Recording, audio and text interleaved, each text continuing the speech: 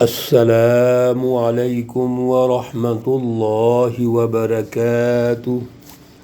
اعوذ باللہ من الشیطان الرجیم، بسم اللہ الرحمن الرحیم۔ کلا اذا بلغت التراقی وقیل من راق وظن انہ الفراق۔ صدق اللہ العلی العظیم۔ اللہم صلی علی سیدنا ومولانا محمد النبی الامی وعلی آلہ واصحابہ وبارک وسلم وصلی علیہ۔ معزز سامعین و سامعات، پارہ نمبر 29 سورۃ القیامہ، آیات مقدسہ 26 تا 35 ہیں۔ اللہ رب العزت ان آیات کا فہم اور شعور عطا فرمائیں اور عمل کی توفیق اور صلاحیت عطا فرمائیں۔ گزشتہ درس میں اللہ رب العزت نے ہمیں دو باتوں کی رہنمائی ارشاد فرمائی۔ ایک تو رسول اللہ صلی اللہ علیہ وسلم پر کلام مقدس قرآن پاک جب جبرائیل علیہ السلام لے کر آتے ہیں، وحی نازل ہوتی ہے، تو آپ کو اس کے کچھ تقاضے بتائے گئے کہ قرآن پاک کا جب نزول ہو رہا ہو تو آپ سنیں، اچھی طرح توجہ سے غور و فکر کریں، اور یہ جو آپ کے اندر ایک جذبہ ہے کہ میں ساتھ ساتھ پڑھوں تاکہ بھول نہ جاؤں یا کوئی چیز رہ نہ جائے، اس کا بندوبست ہم نے کیا ہوا ہے۔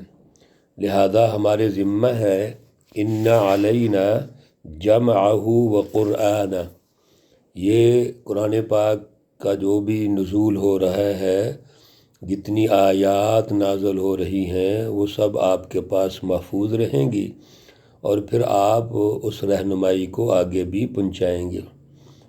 لہٰذا اصل چیز ہے اس کی حفاظت اور غور و فکر، آپ اس پہ توجہ رکھیں، باقی ہم کر لیں گے۔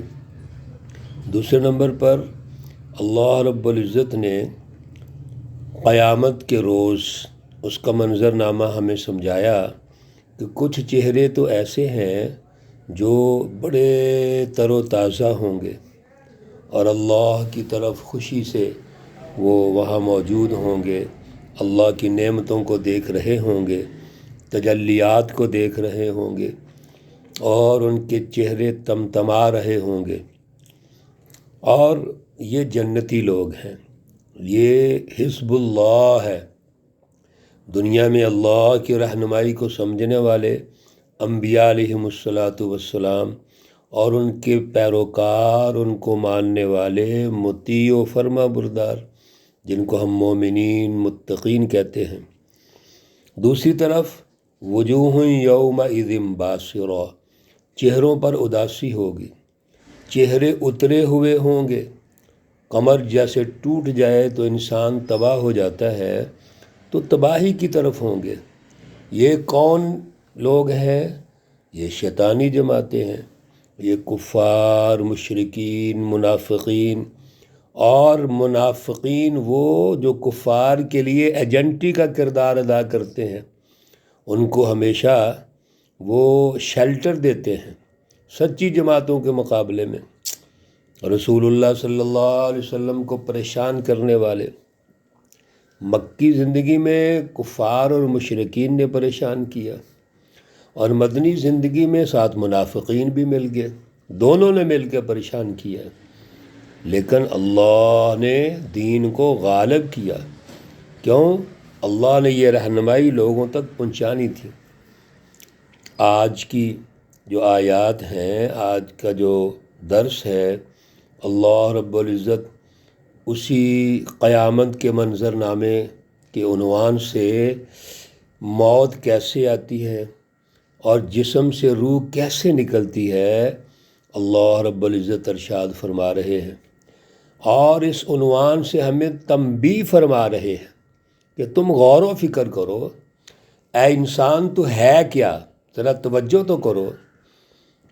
کلا اذا بلغت التراقی، ہرگز نہیں جب پہنچے جان سینے کی ہنسلی کی جو ہڈی ہے وہاں تک پہنچے، جب جان نکلتی ہے اور جان آخری مراحل میں ہوتی ہے، گلے کے قریب جان پہنچتی ہے اور یہ یقین آ جاتا ہے کہ اب مرنا ہے تو مرنا ہے، اب بچت نہیں ہے۔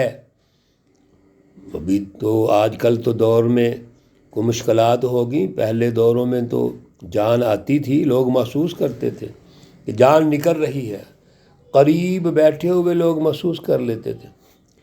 اللہ رب العزت نقشہ کھینچ رہے ہیں کہ جب جان نکلتی ہے، روح پرواز کرتی ہے اور آپ کے گلے تک پہنچتی ہے، تو اس وقت وقیل من راق کہا جاتا ہے، لوگ کہتے ہیں کوئی ہے جھاڑ پھونک والا، کوئی تعویذ گنڈے والا، کوئی ہے جو پھونکے مارے۔ وہاں پہ تمام میڈیکل فیل ہو جاتی ہے۔ اب کوئی دم درود والے کی طرف لوگ آ جاتے ہیں، مقصد یہ ہے کہ وہ بھی فیل ہو جاتے ہیں۔ کوئی دم درود، کوئی تعویذ گنڈا، کوئی میڈیکل وہاں کام نہیں آئے گی۔ وَظَنَّ أَنَّهُ الْفِرَاقُ، اور وہ سمجھ لیتا ہے انسان کہ بس اب جدائی کا وقت ہے، اب میں دنیا سے جا رہا ہوں، اب میرے آخری مراحل ہیں، آخری لمحات ہیں۔ میرے عزیزوں، کتنا سخت وقت ہوگا یہ، اور جس نے اربوں خربوں بنائے ہیں، محلات بنائے ہیں، جو دنیا کو عیاشی سمجھتا ہے، کیا حالت ہوگی اس وقت؟ اس وقت ایک طرف دنیا کی عیاشیوں سے وہ دور ہو رہا ہے، اس کو نظر آ رہا ہے یہ سب کچھ یہاں رہ جائے گا، پریکٹیکلی دیکھ چکا ہے وہ، اور دوسری طرف اللہ کے ڈرونی شکلوں والے فرشتے سامنے کھڑے ہیں۔ وَالْتَفَّتِ السَّاقُ بِالسَّاقِ، اور لپٹ گئی پنڈلی پنڈلی پر۔ جب جان نکلتی ہے تو آغاز پنڈلیوں سے ہوتا ہے، پنڈلیوں سے جان نکلی، دونوں پنڈلیاں ختم، یعنی لپٹ گئیں کا مطلب کیا؟ دونوں ختم ہو گئیں، دونوں بے بس ہو گئیں، ساتھ مل گئیں۔ اِلَىٰ رَبِّكَ يَوْمَئِذٍ، اپنے رب کی طرف اس دن المساق کھینچ کر جانا ہے۔ جان پنڈلیوں سے نکلی، نکل کر جسم سے نکلتے نکلتے سینے تک پہنچی، گلے تک پہنچی، تو میرے عزیزو کہاں جانا ہے؟ اب یہ روح پرواز ہوگی تو کہاں جائے گی؟ اللہ رب العزت کی طرف جائے گی۔